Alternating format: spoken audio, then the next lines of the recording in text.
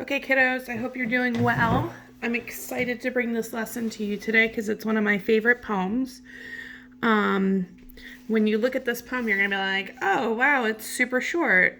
No big deal. So I'm going to read it to you first. It's We Real Cool by Gwendolyn Brooks, the late, great Gwendolyn Brooks. The pool players, 7 at the golden shovel. We real cool, we left school, we lurk late, we strike straight, we sing sin, we thin gin, we jazz June, we die soon. That's it. End of lesson. Nope, just kidding. So first of all, I want you to think about what does it make you think of as far as other poems that you've seen before. It looks kind of juvenile. It looks like a nursery rhyme. You'll notice when we're looking at the title first, which is what we always do, what does the title lead us to? Well, what I notice when I look at it is it's not written in standard proper English. It's not we are real cool, it's we real cool, which number one shows you that they're breaking the rules.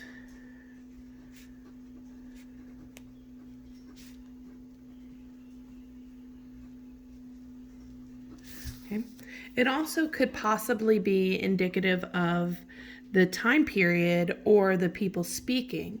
Okay, it is what we would call reflective of the Black English vernacular. So it shows culture.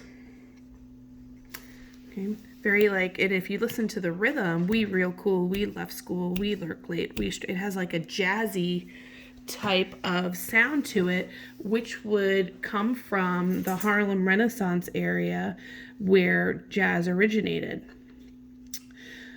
So, okay, and we know if somebody's real cool, they could be tough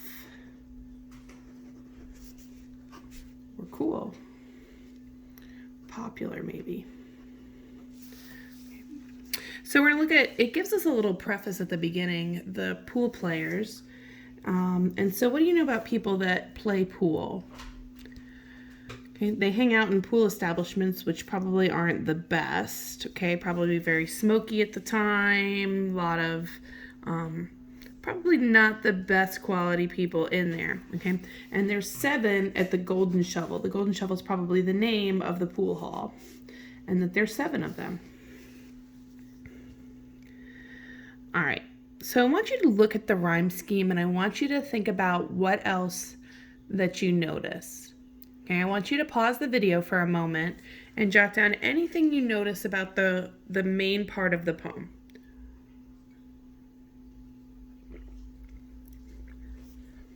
Okay, so some of the things that you should have jotted down were that we have anaphora. Anybody remember what anaphora is? It is the repetition of the initial word or phrase at the beginning of a sentence. Now you'll notice every single line starts with the word we. However, it's not traditional like we would have. The we is normally over here. Okay, but here in this case, it occurs at the end of the line and she actually breaks the sentence. And we're going to come back to that in a minute. I want you to think about why would she do that? That doesn't seem like what we normally are taught in school. Okay, so, but what does the repetition of the word we show?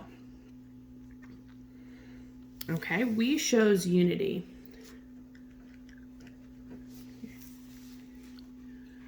So it's reinforcing that they are always together. They are together nonstop. They left school together. They lurk late. They strike straight. They sing sin. They thin gin. They jazz June. They die soon.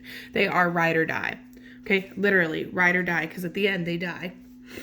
Now, you may have noticed the other following things. There are a lot of sound devices in here. You've got the whole rhythm of we real cool, we left school, we lurk late, we strike straight, we sin, we thin gin, we jazz June, we die soon. So you should hear the rhythm. That goes back to that PowerPoint that I gave you. Additionally, you'll notice assonance and consonants, okay? The ool and the ool there, okay? That's the assonance, the repetition of the vowel sounds within words, okay? We lurk late, we strike straight, the A and the A, the long A. We sin, we thin gin. That's your assonance. And then you also, in this one, have the consonants of the end sounds. Okay, so we're going to jot down that we have assonance and consonants. Okay.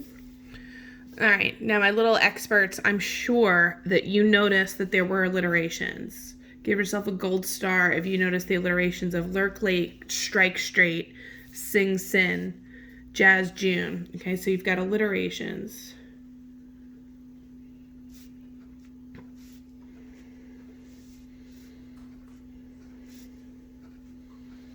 Okay. We didn't write down an anaphora.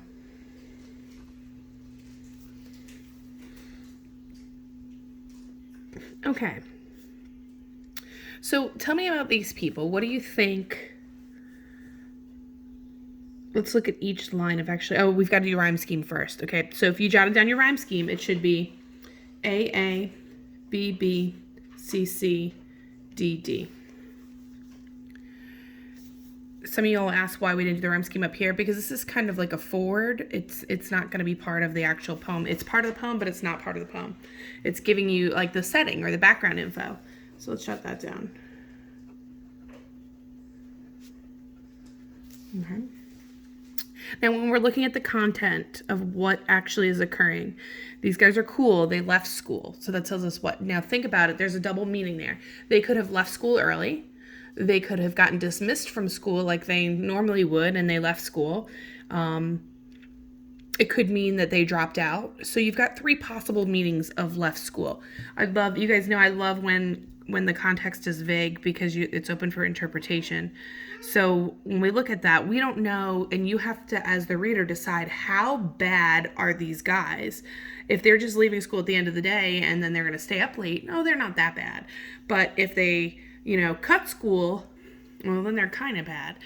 And if they dropped out, well, then they're really bad, okay? We know we lurk late, okay? So that means that they are out doing bad things. But look at the verb choice there, okay? Look at the word lurk. If you are out late, that's fine. Maybe you're at Dairy Queen. Maybe you're doing something, right? But if you're lurking late, this shows us with this verb choice, you're up to no good. If you ever watch How I Met Your Mother, they said nothing good happens after 2 a.m., okay? But they're lurking late. Definitely a negative connotation. Okay. Now, we strike straight. Now, that could be a couple different things, too. Okay, it could be strike, like I'm going to punch you. Okay, so we're striking straight on. It could also mean because they are at a pool place, or they hang out at the pool place, they're striking straight and getting the ball in the hole. Could be that. Again, you have to determine how bad that is, okay? Now, we sing sin, okay? Back 1920s, 1930s, Harlem Renaissance, the jazz era, jazz was considered very sinful. It was considered it was just bad. And so if you hung out in jazz clubs during this time, it was bad. And so here we sing sin, they're probably singing those jazz songs. You saw that again later on with rock and roll. You see it again later on with rap music. And then now you see it with trap music. Yes, Miss Nickel knows what trap music is, okay? So whatever new trendy music is always kind of sinful and bad. But so here they are, they're singing sin. So they're probably hanging out in jazz clubs. They're probably, hanging out doing all those things and singing those words that, parents would be appalled at. Additionally, we thin gin. Now, during this time period, it was during Prohibition, and alcohol is illegal. So if you're thinning gin, you're kind of making like bathtub gin. So if you ever watch Little Orphan Annie, the movie Annie, Miss Hannigan is making bathtub gin and selling it illegally, and that's what they would do. But so they're thinning this gin and they're selling it probably to make a profit. But also, during this time period as well, this is considered very negative. So these paragraphs here, extremely negative, showing that these are bad boys. Okay, we jazz June. Okay, so that could be the month of June. There's some other deeper interpretations of this line. I will let you Google them. I'm not going to record myself saying them. But jazz June, it's the month of June. They're going through and, hanging out and having a good old time. But again, it reflects that harmful nature. And then at the end, we die soon. So we're going to come back to this line in a second. Okay, I want you to think about all the meanings of the word die. And we're going to come back to the we with the unity. So, What I asked you earlier on was why would she put the we at the end of the sentence? We real cool, period, we. Now the next line, left school, period, we. Well, think about all of these things that they're doing. Okay, these boys, these guys are rule breakers. Okay, so Gwendolyn Brooks reflects that by breaking the rules of writing. Okay, Miss Nichols getting goosebumps because it's so cool. Okay, what she does is by her putting the we at the end, shows us that it breaks the rules. Okay, it reflects how these boys act. Okay. Now, the repetition of the we said shows unity. You'll notice we've got 1, 2, 3, 4, 5, 6, 7, 8 we's, but the last we is the one where we die soon. Remember that there's 7 at the golden shovel. Okay, shows each of them. Okay, we talked about the couplets. Why do you think she would choose to write a poem like this in couplets? What does it reflect about the meaning? It shows that they're always together. Okay, the couplets are 2 lines together like this, which shows the tight bond that the boys have. So the couplets also show unity. Like I said, little bitty itty poem, so much in here. So when we get to the end, the we die soon, it's the end of the poem. And you have to decide metaphorically, did they die as a group and the group just disbanded? Did they die early on because they were living this bad boy life? You have to decide what the die means because, again, it's got a deeper meaning. So what I want to show you in this poem, though, is that this is a little poem of 2, 4, 6, 8 lines. Seems like a nursery rhyme. But yet, there is so much to this poem. Pretty cool, right? Okay, so you're going to write a poem in couplets. It doesn't have to be as sing-songy as this one, but you're going to write a poem about your experience during the coronavirus, and make sure you're writing in couplets, just like Gwendolyn Brooks did. Okay.